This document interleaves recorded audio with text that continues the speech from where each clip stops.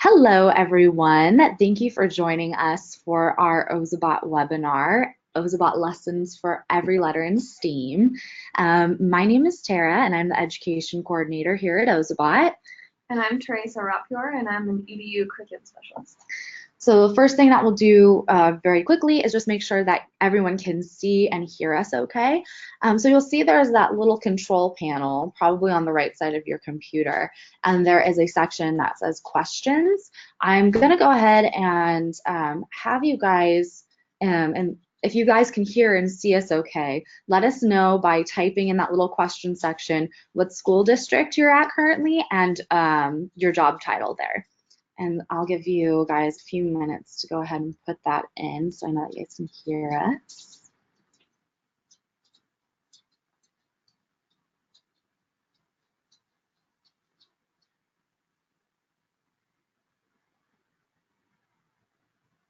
Okay, perfect. I see them coming in now. So I'll give everyone just a little bit of time for we dive into everything. On this webinar, we are going to be asking you certain questions, and we're going to do a couple of polls right before we start, just so that we can tailor this webinar a little more towards the grade levels that you're teaching specifically, what subjects you're interested in doing. So we will have a series of questions that I'll bring up in just a second. So another thing that I want to go over is in that question section, that's where you'll be asking any questions that you have about the webinar or what we're talking about. But we do ask that you save all those questions to the very end of the webinar, just so that while we're presenting, we won't really be able to look at those questions and answer them. So we want to make sure that we're answering them at the end when it does come time for you to ask those questions. So hold off on all those questions until the very end when we say go ahead and type in that little section. So I'm going to go ahead and start some of the polls that we have. They're really quick. Some of them are you can select multiple answers, and some of them you can only select one answer. The first question that we have is, are you already using Ozobots in the classroom? So I've been using them for more than 1 year. I've been using them for less than 1 year. I just received Ozobots and I'm looking to use them this year. I do not currently have them, but I'm looking to purchase them. And my colleagues have Ozobots that I have access to. So I'll give everyone just a minute so that you can put in your vote.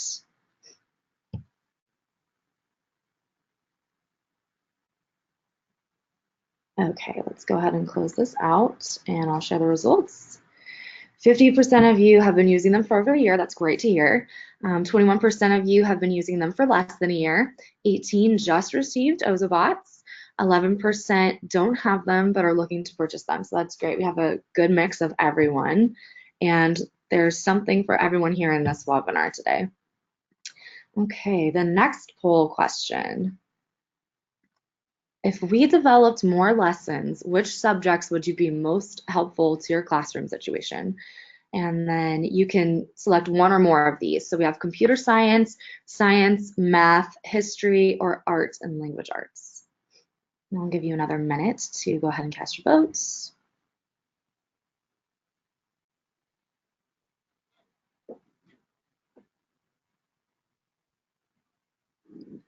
Perfect.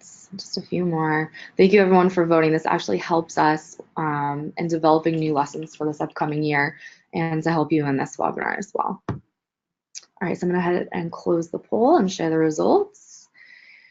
More than 50% are interested in computer science, 59 in science, 56 in math, 41 in history, and 66 in art and language arts. Nice. The A in STEAM. Yeah. Okay, next question. Which type of lessons work best for your classroom? So you can select one or more of the following. Standalone lessons on various subjects that you can quickly insert into a regular science, history, arts class. Short activities that you can use during for after class, which are great for librarians or after school programs.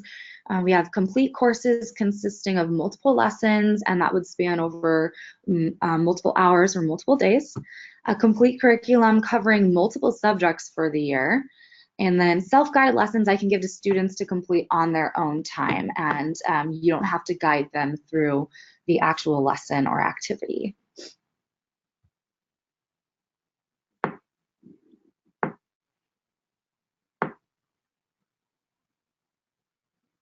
Okay, I'll go ahead and close the poll now and share the results.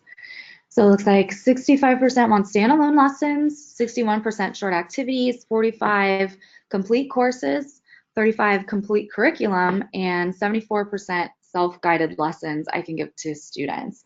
That's really interesting number for self-guided, because we have been hearing a lot of teachers saying they just need activities to give to students on free time or even during the classroom. So great to know.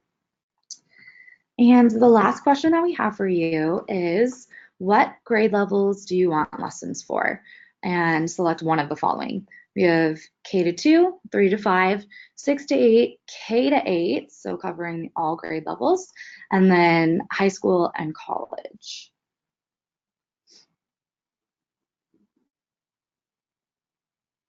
Okay, go ahead and close out this poll now. So it looks like 9% K to 2, 41 3 to 5, 13% 6 to 8, and 38% K to 8. And no high school or college lessons needed today in this webinar. But don't worry, if you're rewatching this, we do record all of our webinars and post them on the website to view after. So if you are rewatching this and you do want high school, college level classes, we will be covering some of those today as well. Okay, so I'm going to hide the results. And we'll put it back on me for right now. So I'm going to go ahead and share my webcam and just kind of give you a quick overview, since some of you are new to Ozobot, an overview of our website and how to find some of the materials and resources that will help you get started.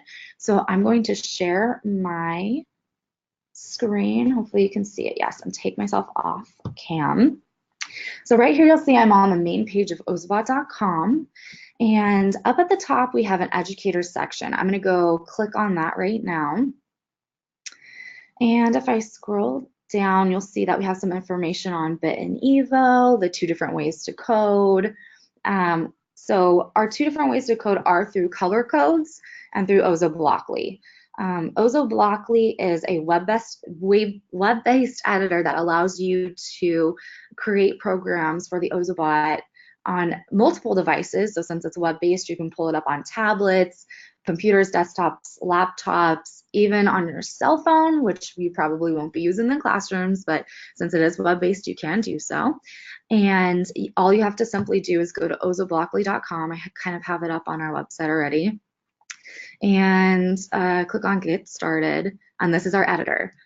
We have just made some recent updates to the editor, some additional help sections. We've added level 5 recently. So there's some really cool additions that we might have posted up since you've been using it. You went off on break for the summer, so we've put some new features in there as well. And then Teresa's going to go into loading some programs through OzoBlockly a little bit later. So I'm going to go back to our website. Our second way to code is through the color codes. I'm going to put on my camera really fast. So we do have washable markers. This is what you'll need to use for the color codes. So you're simply drawing with markers and paper and creating little color sequences. So something like this. And the Ozobot can read these color sequences as different commands. So you can make the Ozobot speed up, slow down, turn right, turn left, just by drawing with markers and paper.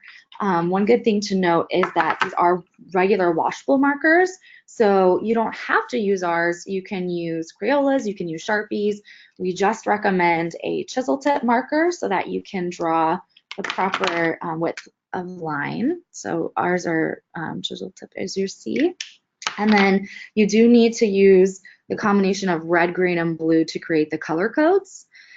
Green and blue in some markers can be a little too dark. So for example, Sharpies, if you buy the lighter colored Sharpies or the pastel color blue and greens, those work a lot better. So you can use them with other markers. If you're having difficulty with the other markers, it's probably just because the green and blue are too dark. Another thing to note is that you can't use them on expo boards or with dry erase markers. The reason being, Ozobot will follow those lines, but because it's erasable, some of the ink can get sucked up into the drivetrain and then create blockage. The Ozobot might not be able to move as well, so we just don't recommend using expo markers. So that's kind of an overview of the two different ways to code. I'm going to go ahead and go off cam again. And I'm going to come up to our quick start section here at the top. This is where you're going to find all the resources to help get you started. We have the educator's guide. We have Ozobot tips. The tip sheet will actually go over calibration, which is a really important part of Ozobot being able to see correctly, see whether it's being used on markers and paper or whether it's being used on digital surfaces. Tips on drawing lines, tips on drawing color codes, and also it will give you a template for the calibration. I'm going to go ahead and go back and visit this resources page. This color code reference guide is where you'll find the different color codes that Ozobot recognizes. So I was showing you the markers before. These are the different color sequences that the students can draw, and you'll see that each sequence is associated with that different command. So you can print this out, give it to the students, and then the second page does go over what each of the codes means. I'm going to go back again. We have the OzoBlockly Getting Started page. So if you're not familiar with OzoBlockly, you can come back here, download that little guide, and we'll kind of walk you through getting started. We have just a sheet on calibration tips on its own. We have a log sheet that will help you keep track of all the different Ozobots. We know that they're very tiny. Sometimes students can walk away with them. So if they're using them in different groups, you can actually keep track of which Ozobots are being used by what student or what group, and then make sure that they return it at the end. And then we have our Getting Started Evo guide right here as well. Now I'm going to take you to our Ozo blog. So if you come up to the top of this page again, you're going to see right up here we have the Ozo blog section. I'm going to click on that.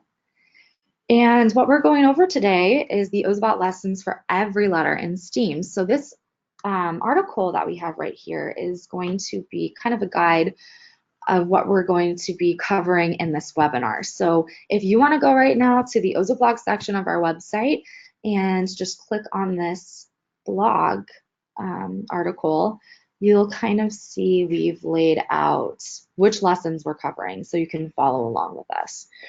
At this point, I'm going to hand it over to Teresa so she can kind of dive into the lessons for you guys. All right. So I will just swap screens with you. Wait, can I get it? Let me see. I'm going to change the presenter really fast. There we go. I'll just take 1 second. The screen might go blank. Okay. Show my screen. Okay. And I'm also on the blog. So we're just going to go from the top. We have a ton of lessons in our lesson library, lessons that we've made, and teacher submissions. You're always welcome to send your teacher submissions to us. So we'll start with the science lessons. Oops, I clicked on the post-it sign. Okay.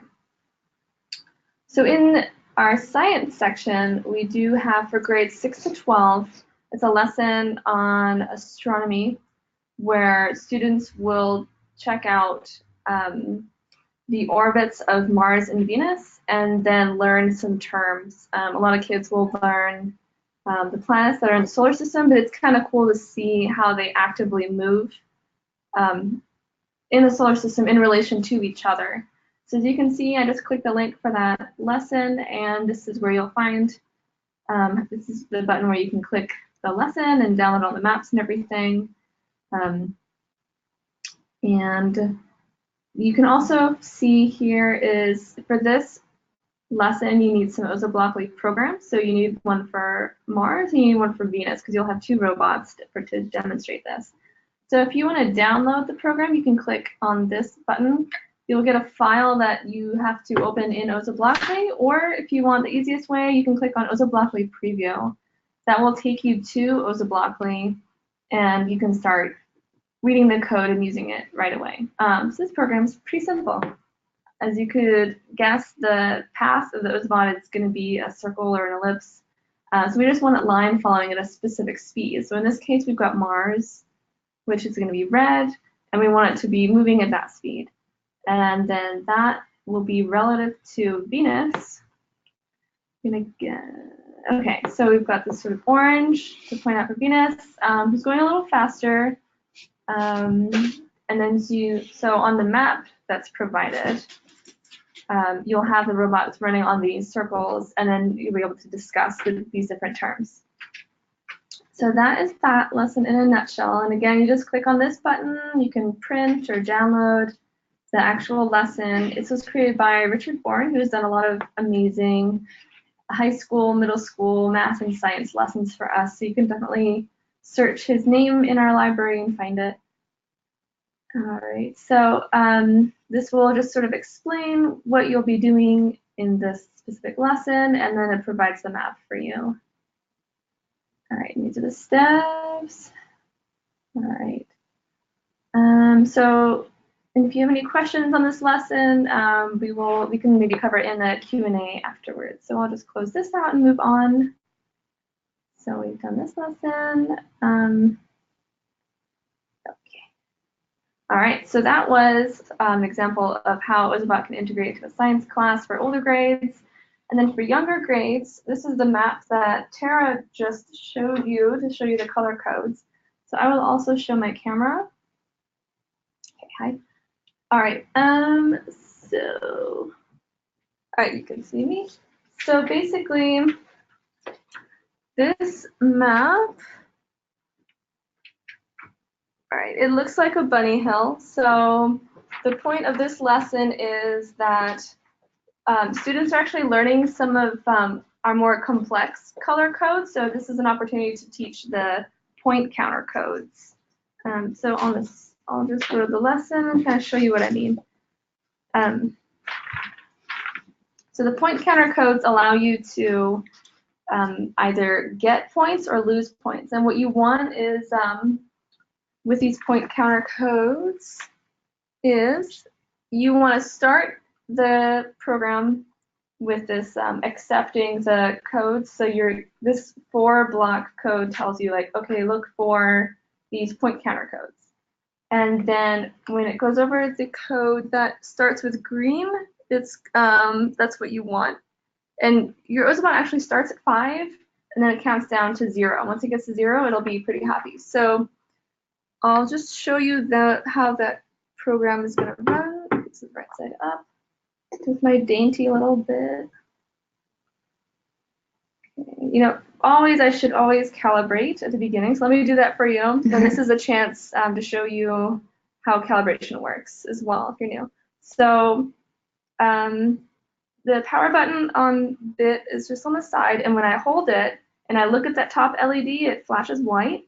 So then I know to set it on a black circle, and then it goes to the end and then blinks green. If it blinked red, then I did not calibrate the color sensor. So now the color sensor is calibrated. I'll turn bit back on, start back at the little bunny hole here, and then it's going to know from that code, okay, I'm looking for the point counter codes. And that's going to be counting down from, so that was 1, 2, 3, or it would be 4, 3, 2, 1, and then hopefully it'll get to this one, get to 0. Okay. Yay, okay, I miscounted. So now what is this lesson? This lesson is modeling animals in their habitats. This is great for young kids. They're familiar with how bunnies might be hanging out in the natural world, nibbling grass. So what this is sort of showing is, like, how can you code a way to make sure your Ozo bunny is going to eat enough food quickly so it's satisfying, because that's what any animal wants to do. It wants to be satisfied and it wants to rest. So their challenge is to place these codes in such a way that they're pretty sure their bot is going to turn right here. Like, it's a nice smooth angle here. So they'll know, like, oh, it's going to turn here. And then they'll see, like, oh, it could turn here or go here. So both of these codes will read properly as the bot's walking along it. And then I deleted the code that was an option here because if it went down here, it could cause trouble. So I didn't want that. And the lesson, what was I gonna say? Oh, and in the lesson, we also recommend that what you could do is with another map in the beginning with all your students, you could black out all the codes, and then so it's just lines, and then see like, oh, does Ozobot always turn right here? Does it always turn left? Is it 50-50?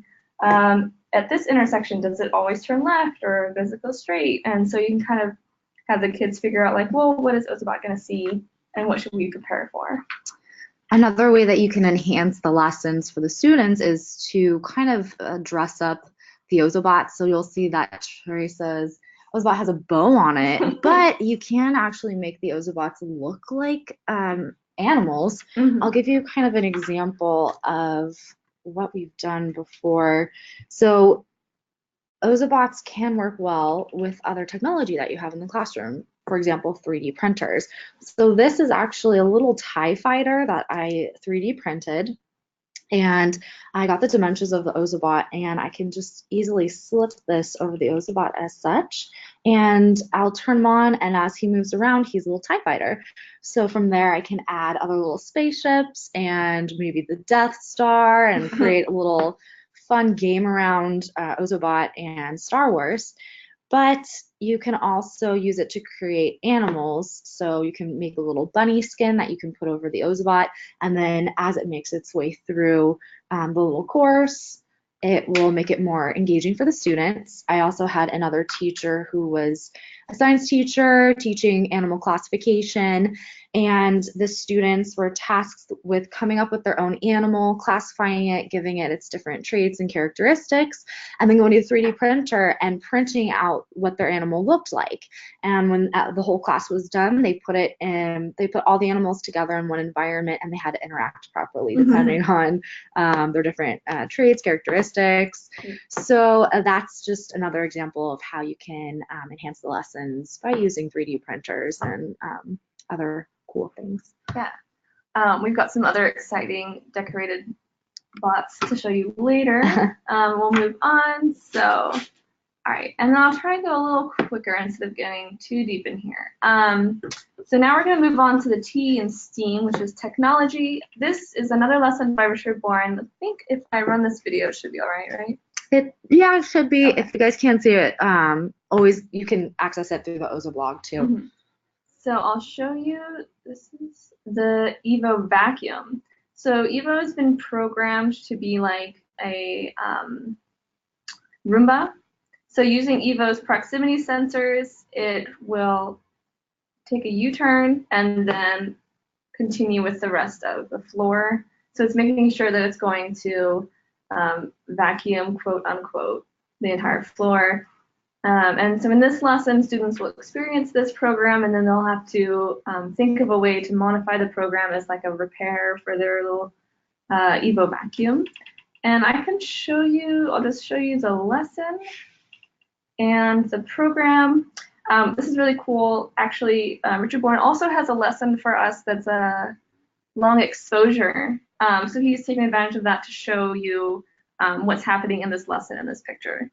So this is just like the same program we just saw. So that's pretty fun. You could totally do that in some art applications. All right, so the vacuum program will just look like this, where your robot is repeating this over and over to, let's see, it's checking it's getting the proximity sensor.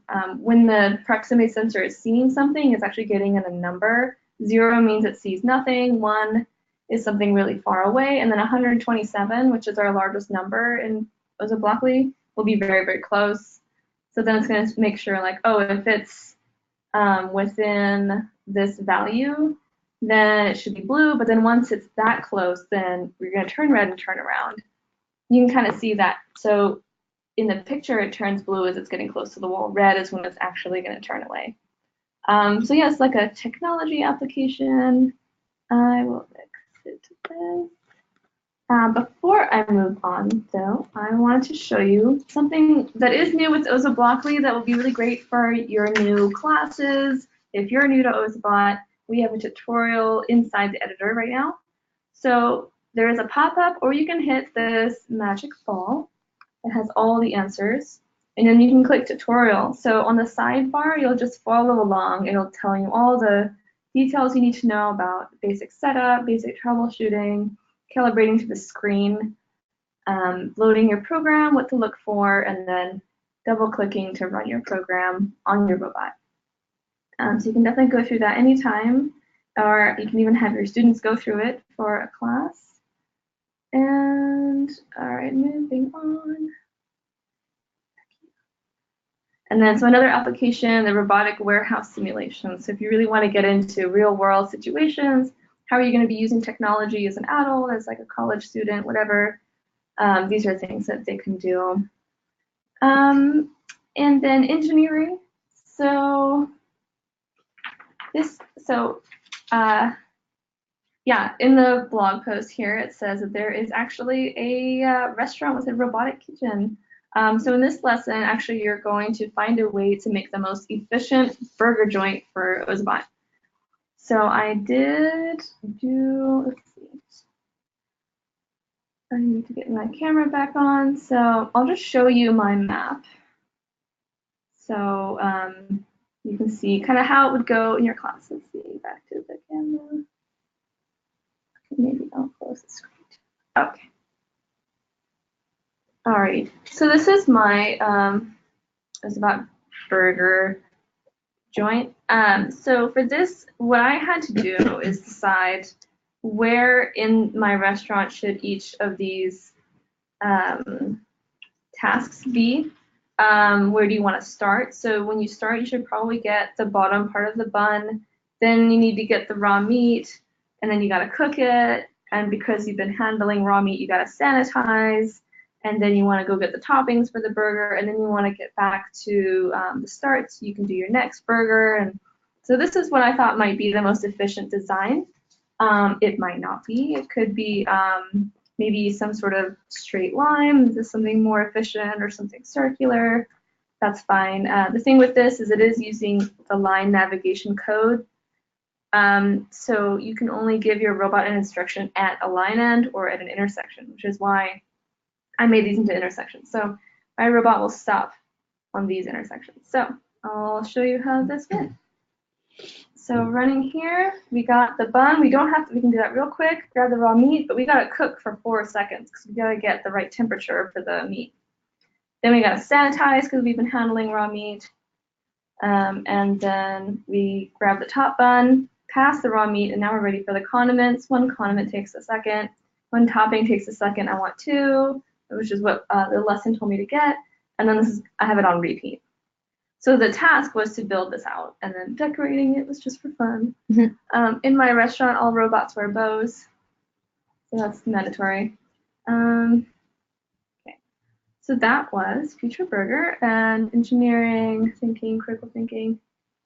Okay, all right. Let's see where we're at now. And then create is a great lesson for younger kids. It says grade 1, it could be more than that or less than that. And so it's just a very creative way to explore how Ozobot reacts to different lines and colors and obstacles. Tara is going to check out the art. Yeah, so for those of you who are interested in language arts, this is a great lesson for you, actually. So the premise of Ozobot Theater is basically to take your Ozobots and to recreate either a classical story that students have learned about or an original story that they've come up with on their own. Teaching them storytelling skills, they incorporate art, they also incorporate engineering as well. I'm going to go ahead and turn on my camera, and hopefully you can see all of this right now. Let me scoot it up a little bit. So this is my scene that I've created. As you can see, are you okay? Oh, perfect. Okay. There's a, let me scoot it back a little bit. We have a nice castle here, and I have some princesses. Let's just call them Anna and Elsa. Wow. And my story is that, oh, you can also see we've taken the Ozobot, taken the skin, and made it into Elsa, and I've done the same with Anna. And these little guys right here are abominable snowman. So again, took a skin and kind of took some white fur and put it over the skin. So really easy to make. And here's my story that I come up with.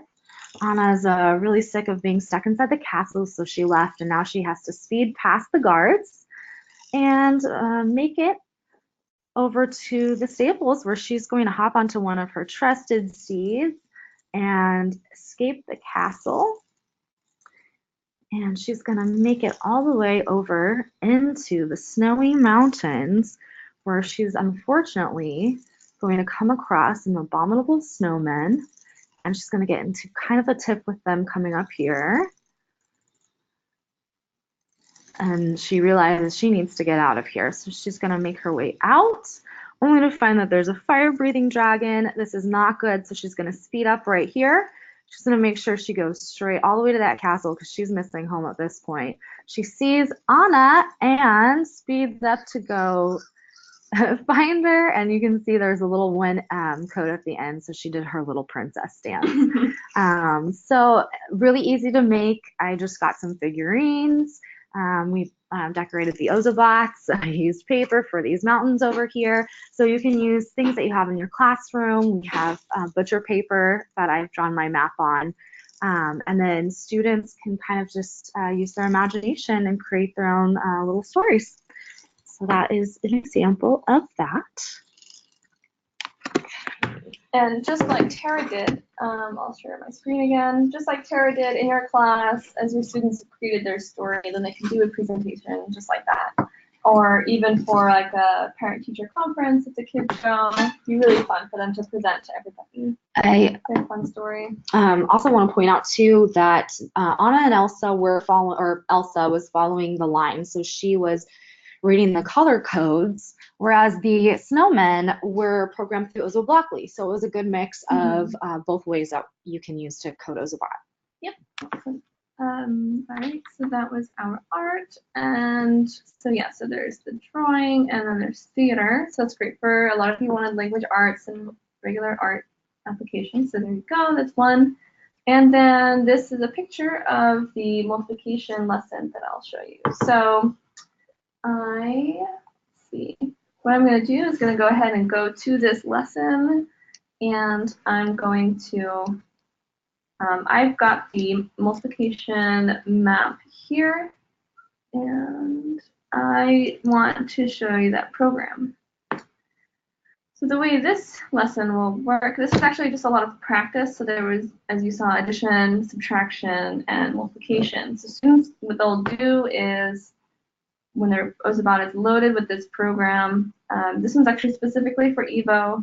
They can, well, you'll see that the robot will go to each intersection. It'll say the first two parts of the multiplication problem, and then it'll give you the answer. But during that time, your students will be challenged to say the answer before the robot.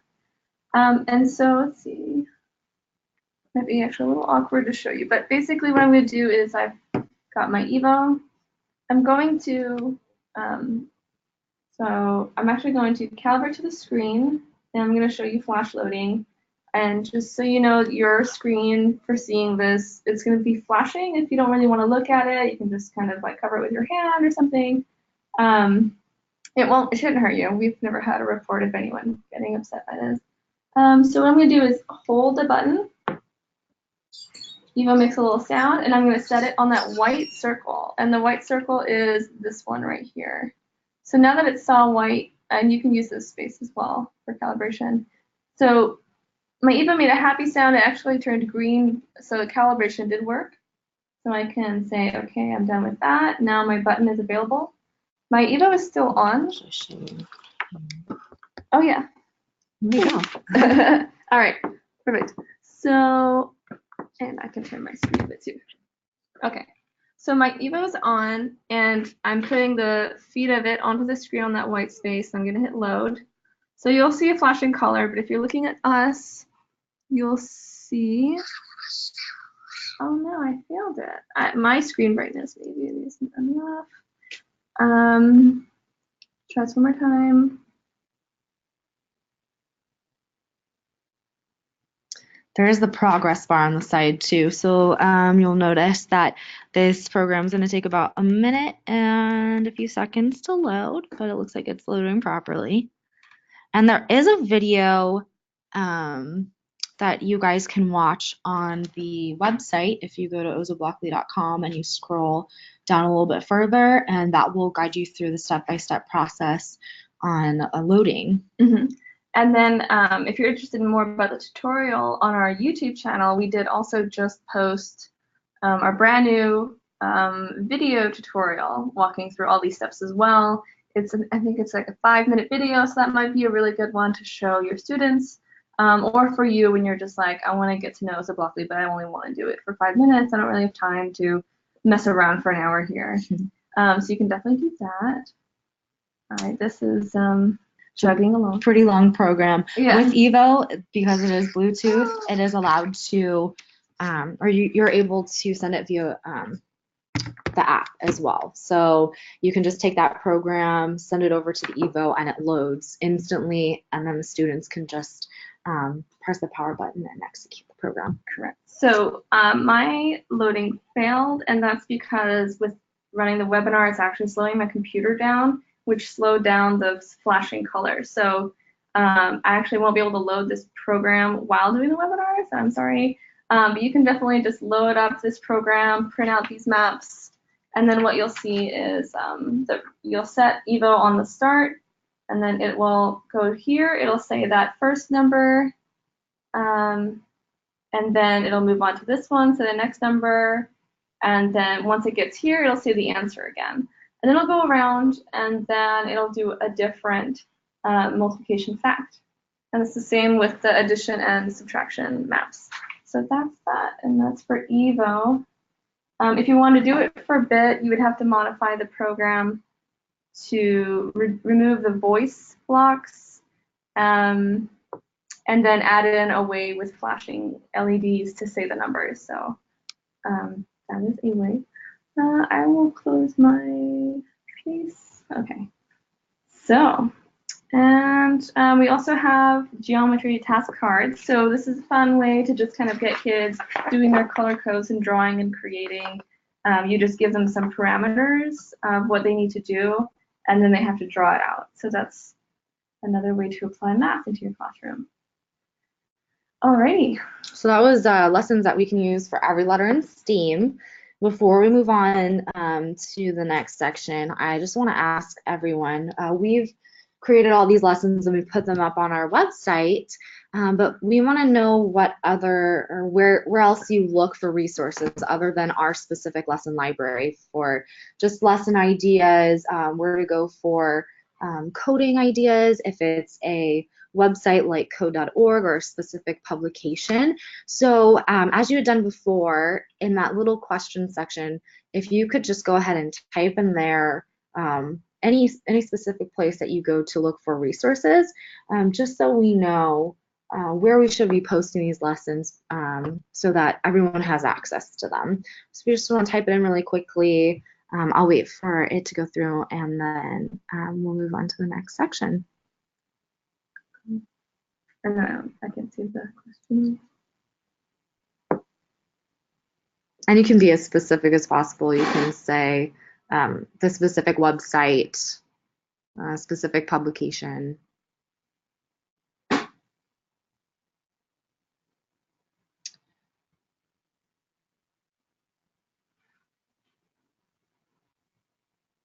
Okay.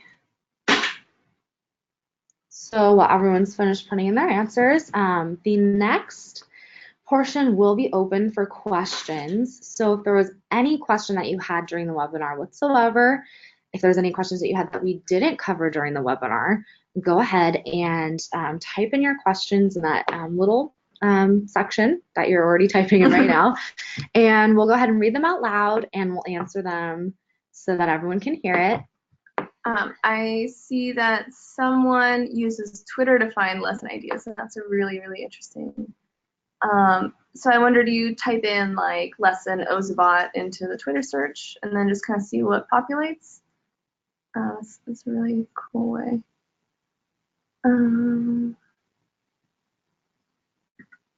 Cool. Okay.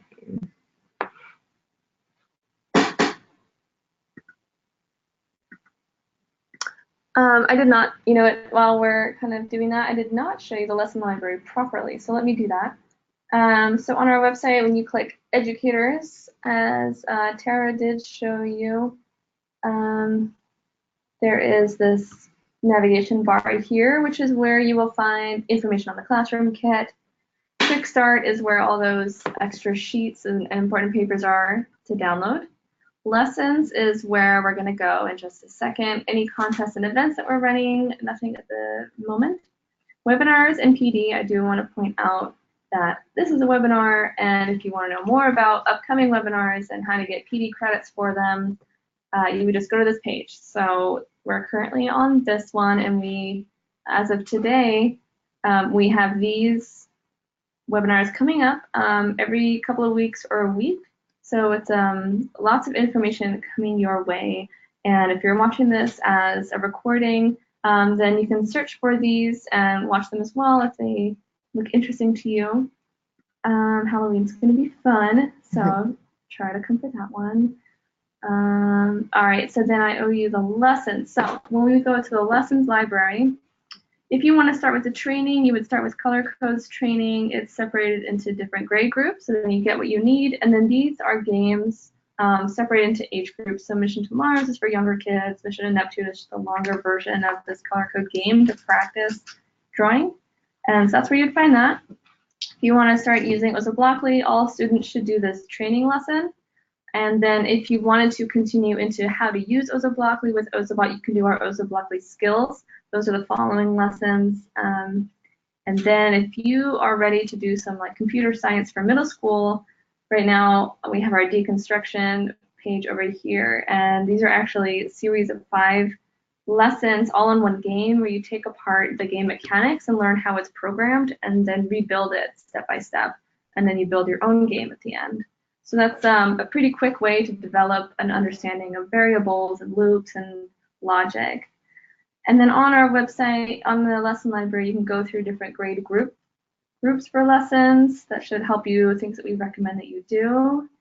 And I'll go back up to the search because you can type something in here, or a trick is to just click on search because that takes you to our filter, which is really nice. So say you are 3rd grade or working with a 3rd grade class, and you want to do some math and you only have bit, and then you search. So you're going to find things in your grade group. There's the geometry test cards, one of the featured lessons, and there's more. There's measurement, so alternative ways of measuring instead of just inches and centimeters.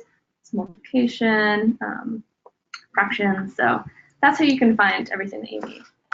But I think we're probably ready for Q&A. Yeah, okay, so I'm gonna go ahead and pop up my video so that you guys can see us. Yeah.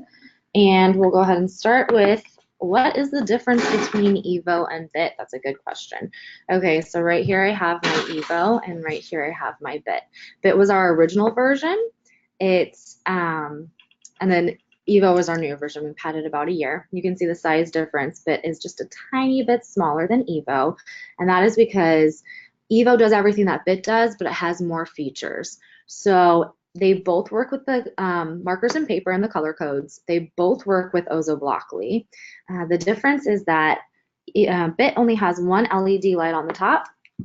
Evo has a number of LED lights. So you'll see the 5 around the front and then also the 1 on the top. Evo has sound, whereas Bit does not have sound. Evo is a connected device, so you can connect it to an app, and then that makes it Bluetooth. So all of those OzoBlockly programs that you saw, you don't have to hold it up to the screen and do the flash. You can just send it via Bluetooth to the bot. It receives that program, and then you'll double click on the power button and it will execute the program. It also has proximity sensors, so it can detect when objects are in front and behind it. So if I put my hand in front of the Ozobot and it was moving forward, it would actually stop. And if it was there for a while, he would turn around and go the opposite way.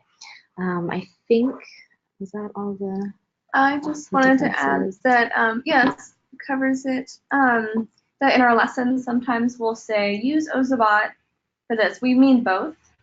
And then if we need to be specific, we might say like, oh, use Evo. But if anytime we're referring to Ozobot, we mean both of the robots that we make. Both robots can be used by grades K to 12. The only difference is whether you want the additional features on Evo rather than just Fit. Yeah, they both do color codes and they both do OzoBlockly. Okay. What screen brightness is needed with loading flash codes to Bit or Evo? Yeah, 100%. And then also, if you have any kind of auto screen dim, you have to turn that off. And there are some devices and screens that have like a blue light reduction. It makes your screen look a little bit kind of yellow, maybe like a Kindle kind of. So if that's on, you have to turn it off because the color sensor is looking for very specific colors. And then there was someone who posted that they were having a little bit of trouble loading, and it was probably because of the screen brightness. Okay. Even the overhead lights might be a little too bright sometimes, and as you can see, the sensors are at the top of the Ozobot, and when you put it on the screen, the sensors are faced upwards and the light is coming down.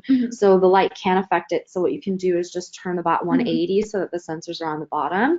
Also, a glare could be coming off of the window. If there's windows behind, you can kind of see the windows right here. So if I were turned the opposite way, the glare could be coming in and it will be bouncing off the screen and into the Ozobot sensors, which could be an issue. So if you're finding that there's some trouble loading, kind of turn the computer away from the window as well. And then if all else fails, you can reach out to our support team. We have a great support team that will help walk you through all those issues and see what's going on. So you would just reach out to support@ozobot.com or contact@ozobot.com.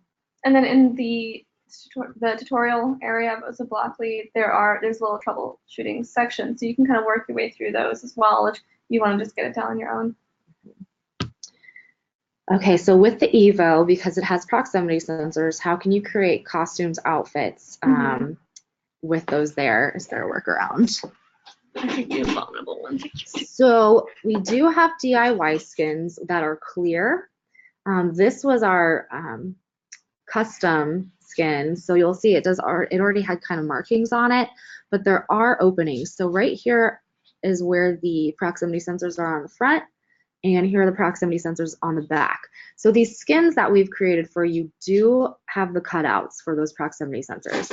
Now, if you're going to create something where you're placing it over the entire bot, the proximity sensors are going to be affected by that. So you just want to be careful with Evo.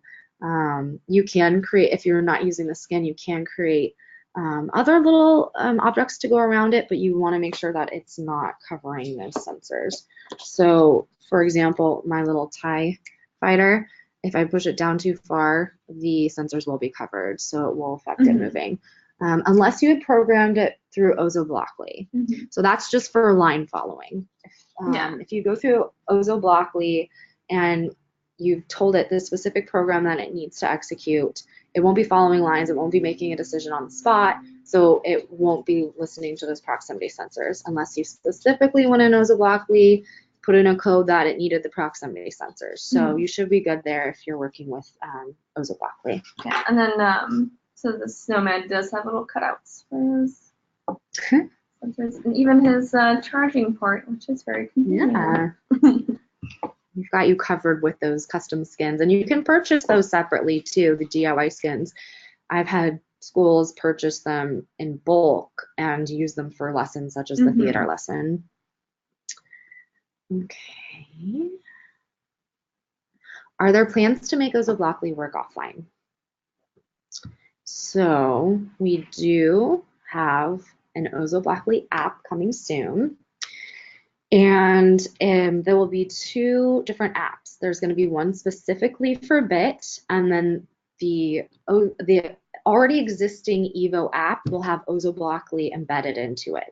So if you already have the Evo app, within the next, very soon, I can't give an exact date since this is the webinar, so if people who are rewatching this, it might already be available by the time you're watching this, but very soon it's going to be released. So look for that in your Evo app, or in just the app store you can look for OzoBlockly Bit, and then you'll download that separately for the Bit models. Yeah, and if you get our emails or follow us on Facebook or Instagram or Twitter, then we'll be talking about it. So you'll hear about it that way. Okay, are there Ozobot 3D printer templates to work with? So we do have a lesson on Thingiverse, and I think Teresa is already sharing her screen. But there's a lesson up there, and it's a hockey lesson. That's actually a really fun one too, where they create extensions with the 3D printers and they put them on the Ozobot, and then the students have to program it as sort of a game, and they compete against each other. In that lesson, there are the dimensions of the Ozobot. I know that's something that we personally will probably need to post up ourselves, so I know that we'll be getting that up there as well. Oh, look, there's a TIE fighter. Yeah. Is this the one you meant? Maybe. Yes, this is that one. Okay. This one is all out if you want. If you want all kinds of tools, this is a lot of stuff. Very, very neat. So in this, there should be a document that shows the dimensions of the Ozobot, and you can use that to give to the students, and they can model off of that. Yeah. So I know it's like there's a lot of documentation, but down in there, they list what you need to create those little skins. Cool. Okay.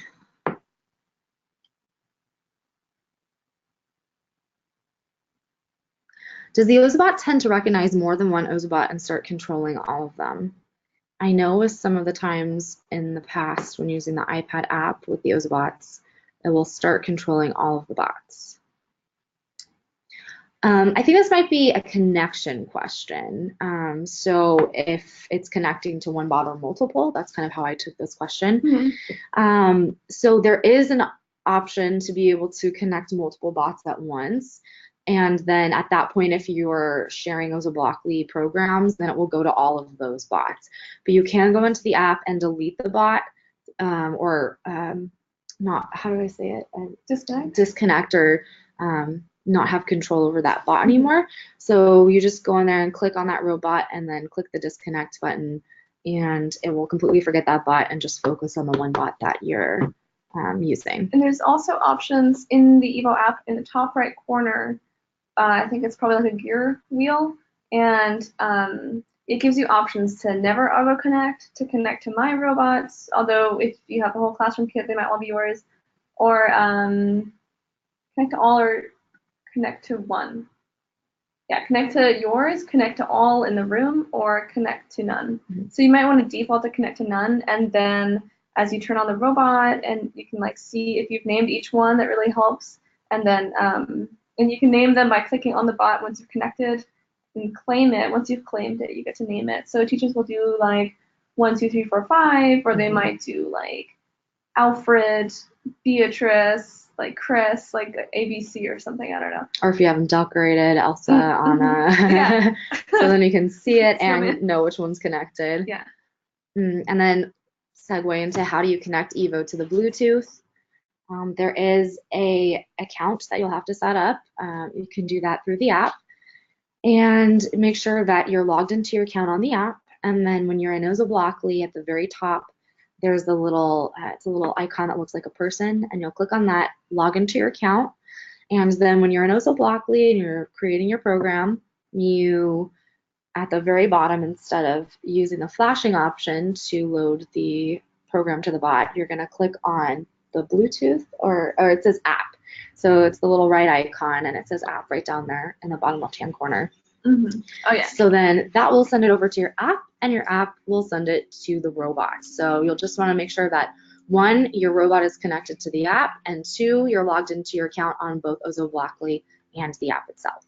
And then when the OzoBlockly is embedded into the app, you'll be able to make changes right there in your iPad or on your tablet.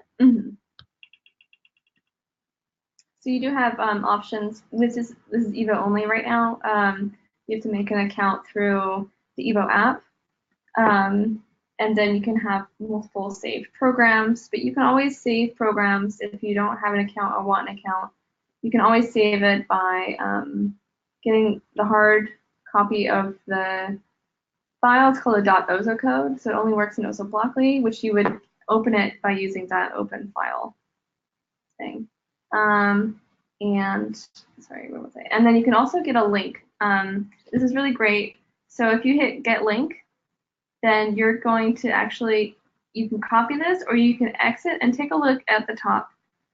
There's now a hash and 6 characters, numbers and letters. This is unique, and if you change the program, then you didn't change your saved program. So if you change your program, you need to save it again, you'll get a new unique number to save your program. This is a way that I've been writing some lessons to help teachers go to a program already. Like if you print out the lesson, you're not going to go to the lesson library to click on the link. It's already there for you. So you can always just type that in. If you type this in, you would see this program right here, whatever. Oh, this is the multiplication program. Yep. Okay. Do I need one account for the teacher, or do the students also need accounts? That's kind of, I guess it's up to you. If your purpose is connecting to the bots or saving programs. We don't normally recommend using the app in the classroom because it was meant for like a at-home single user. And if you have 12 or 18 evos, you have to kind of rejigger it in a way. You might need to make 12 or 18 different accounts for each robot. You can make a child account too, so it makes it extra secure. We don't like save anything or keep anything about your students' information. And then that way they can each have these programs, but you don't need to have those accounts since, like I said, you can save programs as these links, which you can also bookmark, or as hard files. And students can always just write down these codes too if they want. And then there's a question about Evo just shutting down. And I know that when it's low on battery, it's a little hard to tell sometimes because it will be moving around, it will be reading different colors. So the LED light at the top is going to be flashing multiple colors. And sometimes you can't recognize the red light flashing, which means low battery.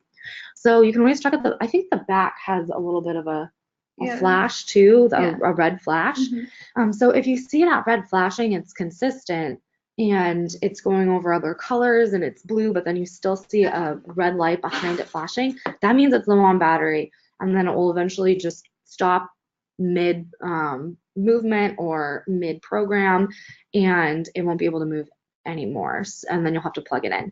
So the more that Ozobot's being used, the more lights, the more sounds, the faster the battery's going to drain. So it should last about, or for Evo specifically, you should have about an hour of use, and then you can also prolong the battery if you are only loading the program, executing it, it does it for a few seconds, it stops and turns off, and then the students go back and change up the program. So it's going to last a lot longer if you're doing that. But if you have it running consistently, like I did on the map, I know that was a really short lesson, but some of these maps and mazes that the students create are very large and they keep running around for a long period of time, so the battery's going to drain a little bit faster. So that's why if it just shuts off, it's probably because it just ran out of battery. So always look for that little red flashing light. There was a question I saw earlier that I can answer really quickly about how much weight you can decorate your bot with. What matters is sort of the center of gravity. So we have our Avenger skins. They're actually quite heavy, but because they're right on top of Evo, it's able to move around quite easily. Elsa's quite light, actually. Mm-hmm. But if you were to have something, even the weight of her, like kind of behind, it would actually drag Evo. So it is just about that center of gravity. That's a great question. So we have come to 4:30. We're gonna it's been our hour, so we're gonna have to exit so that you guys can get back to everything that you need to do today. But if you had any questions that weren't answered, I know there was a lot going on in that section, and we might not have missed a question or not been able to get to it because of the time. We're going to send up a follow-up email after this. It will have all the links that we went through in the webinar, and then links to the OzoBlog, links to the materials and resources, and go ahead and just reply back to that email and then ask the question that we didn't get to, and we'll go ahead and answer it for you. It actually goes straight to me, so I can go ahead and answer that for you. And then As Teresa pointed out, we have a number of webinars coming up this month, a lot of really good material. So make sure to check out that page and sign up if you haven't, and spread the word if you have friends or colleagues that have Ozobots as well and they weren't able to make this one.